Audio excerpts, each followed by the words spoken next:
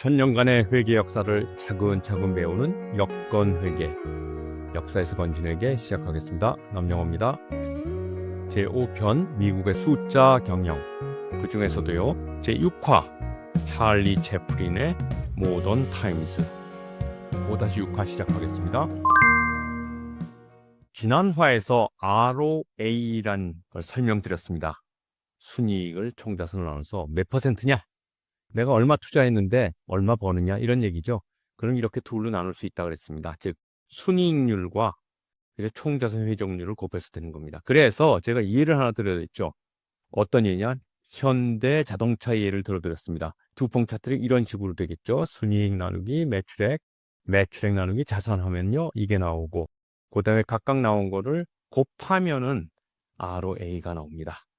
현대 자동차의 두 봉 차트를 한번 만들어 보면요, 보시다시피 여기가 100만의 코리안 원 이게 되어 있다면요, 여기가 총자산이죠.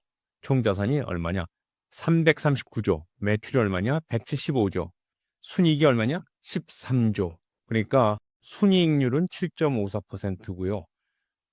총자산 회전율 0.5 정도 됩니다. 그러니까 곱하면은 3.89%. GM은 어떤가? 또 지금 가장 잘 나가는 일본의 도요타 자동차는 어떤가? 한번 볼까요? 저 3.89 기억하시면 됩니다. 7.54, 0.51호. 도요타는요, 수익률이 굉장히 높습니다. 9%가 되고요. 10%가 되네요. 총자산 회전율은 비슷합니다. 그래서 5.09. GM을 볼까요?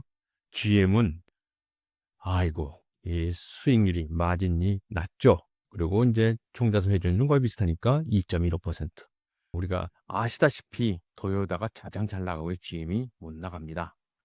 그런데요, 현대 와서 듀퐁 차트를 다시 개조해서 만들었습니다. ROA가 아니라 ROE를 만들었습니다. E가 여기서 뜻이 뭐냐면요, equity, 즉 자본입니다. 총자산이 얼마인데가 아니라 얼마 집어넣는데, 주주가 얼마 집어넣는데 이게 얼마냐. 여기서 이렇게 하면 이제 지워지고요. 또 이렇게 하면 지워지면 결국 자본분의 순이익이 되겠죠. 이거는 뜻이 뭐냐면 이렇게 됩니다. 순이익률 곱하기 총자산 회전율 곱하기 재무 레버리지라고 합니다. 이걸. 네, 여기선 더 이상 나가지 않겠습니다. 그래서 이렇게 만들면은 조금 두봉 차트가 복잡해집니다. 아까 ROA는 요 둘만 갖고 한 건데 여기다가 재무 레버리지란 걸 또 곱해서 ROE가 나타나는 겁니다. 그런데요, 이게 이제 용어가 막 이상합니다. 여기 자기자본이란 말이 나오고 총자산 이렇게 나오죠. ROE 이런 거는요, 재무관리에서 씁니다. 거기서 어떻게 쓰느냐? 이제 회계학에서 자본 플러스 부채하니까 자산이 된다는 걸 옛날에 제가 강의를 한 기억이 납니다. 이렇게 되죠. 그리고 이익이 생긴다 이렇게인데, 재무관리에서 용어를 어떻게 쓰느냐? 여기 보시다시피 자본을 자기자본이라고 그러고요, 부채를 타인자본이라고 합니다. 그리고 자산을 총자본 또는 총자산이라고 합니다. 이제 이익을 또 여기서는 수익이라고 합니다. 그래서 수익률이란 말을 많이 씁니다. 이렇기 때문에 용어가 조금 혼란이 올 수 있습니다. 여러분 이런 걸 아시고 이해를 하시면 좋겠습니다. 슬론 경영 이제 1, 2, 3 했는데요. 네 번째 뭐냐? 소비자 금융 시스템. 지금도 많이 쓰고 있는 자동차 할부 제도를 창안했습니다. GMAC라는 회사 중심으로요. 그러다 보니까 어떻게냐? 소비자가 늘어나기 시작하죠. 그리고 자동차 보급이 가속화됩니다. 슬론 경영 5. 매년 모델 체인지한다. 지금도 이렇게 매년 모델 체인지 하죠. 이러다 보니까 어떻게 돼요? 자동차가 내구재가 아니고 트렌드 소비재로 전환하는 겁니다. 이제 1년 되면 또 바꿔야 되겠네, 이런 생각을 하죠. 그래서 자동차 소비를 주기적으로 유도하고 그러다 보니까 지속적인 수요가 창출됩니다. 나쁜 버릇을 들인 거죠. 결국 여러 가지 제도를 합쳤습니다. 그렇죠? ROI라는 것도 있고요. 그다음에 할부금융제도도 있고요. 사업부별로 내부 거래를 한다는 것도 있고 여러 가지가 있습니다. 어쨌든 슬론식 사업부 제도는 20년간 아무도 안 쓰다가 1960년대쯤 돼갖고 급속히 확대되고 GE, IBM, 유니레버 이런 식으로 글로벌 대기업이 채택되고 드디어 경영학 교과서에 멀티 디비저널 폼이라는 이론으로 발전했습니다. 이 멀티 디비저널 폼 이론이라는 게 뭐냐? 지금까지 제가 설명한 게 거의 멀티 디비저널 폼의 근간을 이루는 건데요. 분권화된 사업부 조직, 전략, 경영, 운영으로 내려가면서 본사는 전략을 세우라, 사업부는 운영해라. 이런 것들이 현대 경영에서는 브랜드 경영으로 또 발전합니다. 브랜드 경영이 뭐냐? 사업부제를 응용해갖고 브랜드를 하나의 독립 사업 단위처럼 운영해갖고 브랜드마다 매니저를 두는 겁니다. 그러면서 그 매니저를 사업부장처럼 수익성을 책임지게 합니다. 네가 이 브랜드를 책임지고 알아서 해라. 가장 유명한 회사가 어디냐? P&G입니다. 프록터라는 사람과 갬블이라는 사람이 합쳐서 만든 한 100여 년 된 회사인데요. 이 회사는 브랜드 매니저 제도를 창시한 회사입니다. 현재 65개 브랜드, 10개 브랜드군인데 한창 많을 땐요. 380개 브랜드를 가지고 있었습니다. 건강 브랜드, 여성용품, 뭐 별거 다 있죠. 세제, 면도기까지 있습니다. 그리고 유아용품 이런 거 있죠. 여기서 보시면 P&G 로고 아래 제품들이 있는데요. 면도기도 있고요. 또 여기 보니까 그렇죠.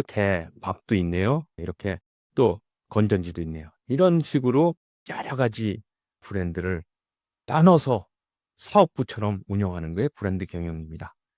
이제 마지막 슬럼 경영의 가장 핵심이 뭐냐? 작지만 강한 본부입니다. 즉 ROI를 이용해서 사업부를 평가하죠. 그 누가 해요?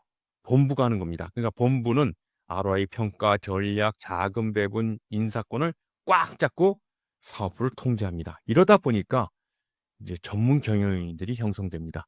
전문적 간부 그룹이 형성되면서 이 사람들이 본사에 우글우글 하는 겁니다. CEO, CFO, COO, 뭐 CIO, CMO, CXO라 그러죠. CXO들 높은 직책들이 엘리트 그룹이 생기면서 계층이 형성됩니다. 즉 화이트 칼라, 본사에는 화이트 칼라, 재무 담당, 인사 담당 임원이 있는 거예요. 사업부에 누가 있어요?